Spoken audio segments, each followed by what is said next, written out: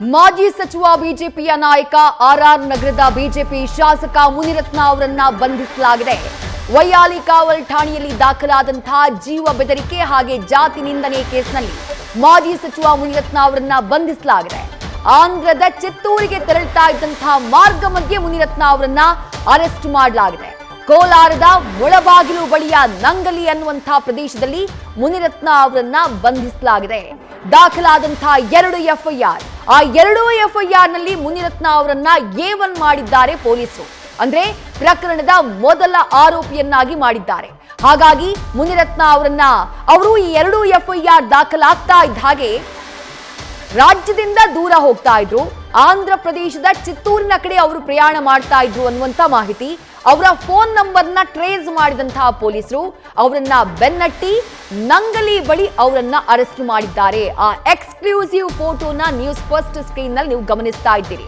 ನಂಗಲಿ ಬಳಿ ಬರುವಂತಹ ಸಂದರ್ಭದಲ್ಲಿ ಪೊಲೀಸರು ಅವರನ್ನ ಅಡ್ಡ ಹಾಕಿದ್ದಾರೆ.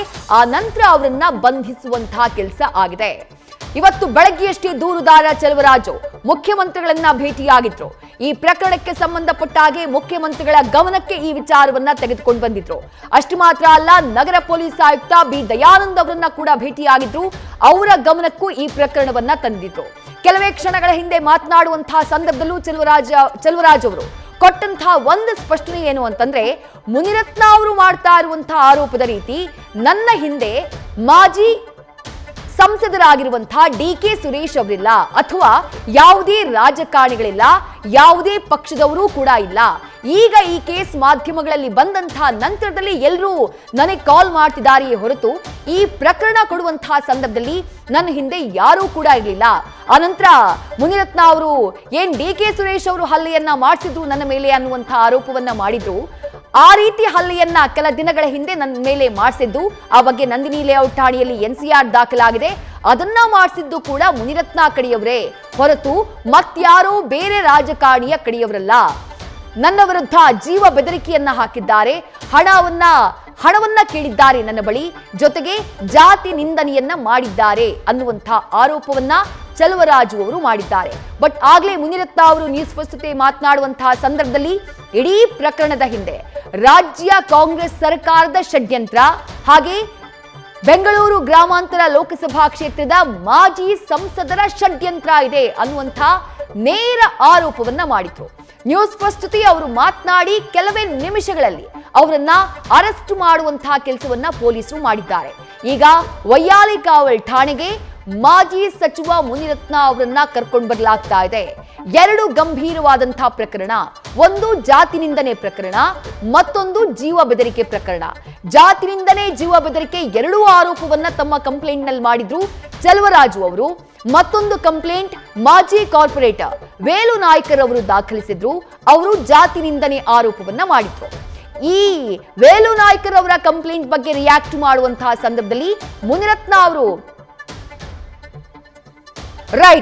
ನಮ್ಮ ಪ್ರತಿನಿಧಿ ಚಂದ್ರಶೇಖರ್ ಹೆಚ್ಚಿನ ಅಪ್ಡೇಟ್ಸ್ ನೀಡ್ತಾ ಹೋಗ್ತಾರೆ. ಚಂದ್ರಶೇಖರ್, ಮುನಿರತ್ನ ಅವರನ್ನ ಅರೆಸ್ಟ್ ಮಾಡಿರೋದು ಕೋಲಾರ ಜಿಲ್ಲೆಯ ಮುಳಬಾಗಿಲು ತಾಲೂಕಿನ ನಂಗಲಿ ಅನ್ನುವಂತಹ ಪ್ರದೇಶದಲ್ಲಿ.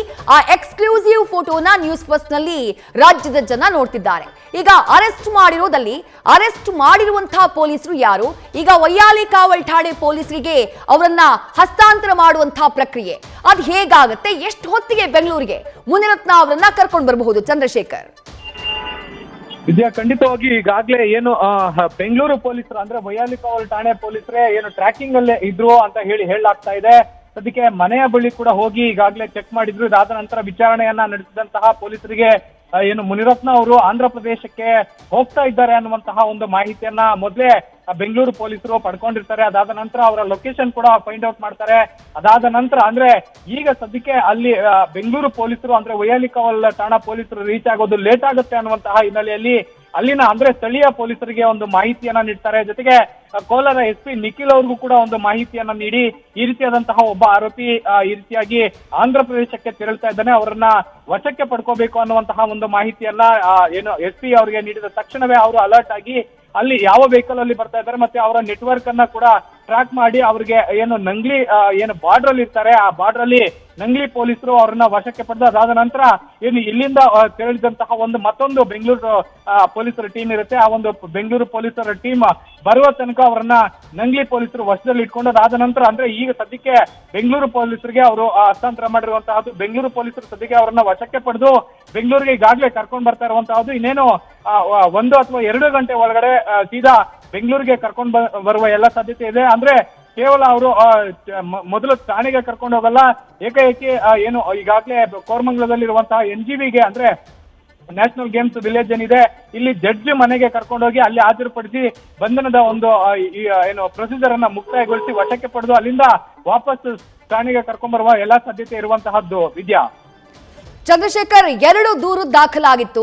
ಒಂದು ಚಲುವರಾಜು ಅವರದ್ದು, ಮತ್ತೊಂದು ವೇಲು ನಾಯ್ಕರ್ ಅನ್ನುವಂಥವರು ಕಂಪ್ಲೇಂಟ್ ಅನ್ನ ಕೊಟ್ಟಿದ್ರು.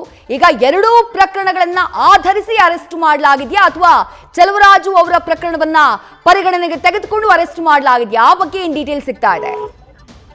ಖಂಡಿತವಾಗಿಯೂ ವಿದ್ಯಾ, ಏನು ಚೆಲುವರಾಜು ಅವರು ಈಗಾಗಲೇ ಒಂದು ದೂರನ್ನ ದಾಖಲು ಮಾಡಿದ್ರು. ಅದು ಆ ಕುರಿತಾಗಿ ಈಗಾಗಲೇ FIR ಕೂಡ ದಾಖಲಾಗಿತ್ತು. ಅದಾದ ನಂತರ ವೇಲು ಅವರು ಕೂಡ ಒಂದು ಕಂಪ್ಲೇಂಟ್ ಅನ್ನ ನೀಡಿದ್ರು. ಆ ಒಂದು ಕಂಪ್ಲೇಂಟ್ ಸರಿಯಾಗಿ ರೆಸ್ಪಾನ್ಸ್ ಮಾಡಿಲ್ಲ ಅನ್ನುವಂತಹ ನಿಟ್ಟಿನಲ್ಲಿ ಏನು ನಿನ್ನೆ ಅವರು ಕಮಿಷನರ್ ಆಫೀಸ್ಗೂ ಬಂದು ಅಲ್ಲಿ ಕೂಡ ದೂರನ್ನ ದಾಖಲು ಮಾಡಿದ ತಕ್ಷಣ ಅವರು ಸೆಂಟ್ರಲ್ DCP ಅವರಿಗೆ ಒಂದು ರೆಫರ್ ಅನ್ನ ಕೂಡ ಮಾಡಿದ್ರು.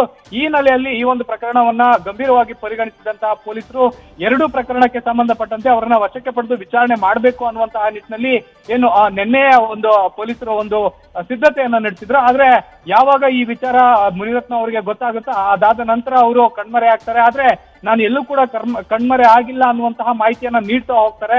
ಆದ್ರೆ ಸಂಜೆ ಅಷ್ಟೊತ್ತಿಗೆ ಅವರು ಅಂದ್ರೆ ಪೊಲೀಸರ ಕೈಗೆ ಸಿಗೋದಿಲ್ಲ. ಅದಾದ ನಂತರ ಈಗ ಕೋಲಾರಲ್ಲಿ ಸಿಕ್ಕಿ ಅವರನ್ನ ವಶಕ್ಕೆ ಪಡೆದು ಕರ್ಕೊಂಡು ಬರ್ತಾ ಇರುವಂತಹದ್ದು. ಆದ್ರೆ ಈಗ ನೀವು ಹೇಳ್ತಾ ಇದ್ದಾಗೆ 2 ಪ್ರಕರಣಕ್ಕೆ ಸಂಬಂಧಪಟ್ಟಂತೆ ಈಗಾಗಲೇ ವಶಕ್ಕೆ ಪಡೆದು ಅವರನ್ನ ವಿಚಾರಣೆ ನಡೆಸಬೇಕಂತ ಏನು ತನಿಖೆ ಮುಂದುವರೆಸಿರುವಂತಹದ್ದು. ವಿದ್ಯಾ, ಈಗ ಚಂದ್ರಶೇಖರ್, 2 ಪ್ರಕರಣಗಳಕ್ಕೆ ಸಂಬಂಧಪಟ್ಟ ಹಾಗೆ ಕಾನೂನಾತ್ಮಕ ಕಂಟಕದ ಬಗ್ಗೆ ನಾವು ತಿಳ್ಕೊಳ್ಬೇಕು. ಈ 2 ಕೇಸ್ ಎಷ್ಟು ಸ್ಟ್ರಾಂಗ್ ಇದೆ, ಮುನಿರತ್ನ ಅವರಿಗೆ ಎಷ್ಟು ಕಂಟಕ ಆಗಬಹುದು ಅಂತ ಹೇಳಿ? ಖಂಡಿತವಾಗಿಯೂ ವಿದ್ಯಾ, ಏನು ಈ ಒಂದು ಪ್ರಕರಣಕ್ಕೆ ಸಂಬಂಧಪಟ್ಟಂತೆ ಒಂದು ಏನು ಧಮಕಿ ಹಾಕಿ ಜೀವ ಬೆದರಿಕೆ ಹಾಕ್ತಾರೆ, ಮತ್ತೆ ಲಂಚಕ್ಕೆ ಬೇಡಿಕೆ ಇರ್ತಾರೆ ಅನ್ನುವಂತಹ ಒಂದು ಪ್ರಕರಣಕ್ಕೆ ಅಂದ್ರೆ ವೇಲು ಅವರು ನೀಡಿರುವಂತಹ ಪ್ರಕರಣಕ್ಕೆ ಸಂಬಂಧಪಟ್ಟಂತೆ ಅದು ಸಾಕಷ್ಟು ಗಂಭೀರವಾದಂತಹ ಆರೋಪ ಆಗುತ್ತೆ. ಜೊತೆಗೆ ಅದಕ್ಕೆ ಸಂಬಂಧಪಟ್ಟಂತ ಈಗಾಗಲೇ ಎಲ್ಲ ಒಂದು ಮಾಹಿತಿಯನ್ನ ಕೂಡ ನೀಡಿರುವಂತಹ ಅದಕ್ಕೆ ಸಂಬಂಧಪಟ್ಟಂತ ವಿಡಿಯೋಗಳನ್ನ ಕೂಡ ಈಗಾಗಲೇ ನೀಡಿದಂತ ಹಿನ್ನೆಲೆಯಲ್ಲಿ ಈಗಾಗಲೇ ಒಂದು ಸುತ್ತಿನ ಒಂದು ಮಹಜರನ್ನ ಕೂಡ ಮಾಡಲಾಗಿದೆ ಅಂತ ಹೇಳಲಾಗ್ತಾ ಇದೆ. ಈ ಒಂದು ಪ್ರಕರಣಗಳಿಗೆ ಸಂಬಂಧಪಟ್ಟಂತೆ 7 ವರ್ಷಕ್ಕೂ ಹೆಚ್ಚು ಅಧಿಕ ಶಿಕ್ಷೆ ಇರುವಂತಹ ಏನು ಕಾರಣಕ್ಕಾಗಿ ಇಲ್ಲಿ ಸ್ಟೇಷನ್ ಬೇಲ್ ಆಗುವಂತಹ ಎಲ್ಲಾ ಸಾಧ್ಯತೆಗಳು ಕಡಿಮೆ ಇರೋದ್ರಿಂದ ಮ್ಯಾಕ್ಸಿಮಮ್ ಅವರು ಏನು ಈಗಾಗಲೇ ಅರೆಸ್ಟ್ ಅನ್ನ ಮಾಡ್ಕೊಳ್ಬೇಕಾಗತ್ತೆ. ಅರೆಸ್ಟ್ ಅನ್ನ ಮಾಡಿ ಮತ್ತೆ ಏನು ಜೇಸಿಗೆ ಕಳಿಸುವಂತಹ ಸಂದರ್ಭದಲ್ಲಿ ಅವರು ಆಂಟಿಸಿಪೇಟ್ ಬೇಲ್ ಹಾಕೋಬೇಕಾಗತ್ತೆ. ಅಲ್ಲಿಯ ತನಕ ಇವರಿಗೆ ಸಾಕಷ್ಟು ಏನು ಕಾನೂನು ಕಂಟಕ ಅಂತಂದ್ರೆ ತಪ್ಪಾಗಲ್ಲ. ವಿದ್ಯಾ, ರೈಟ್ ಚಂದ್ರಶೇಖರ್, ಥ್ಯಾಂಕ್ ಯು ತಮ್ಮೆಲ್ಲ ಡೀಟೇಲ್ಸ್ಗೆ.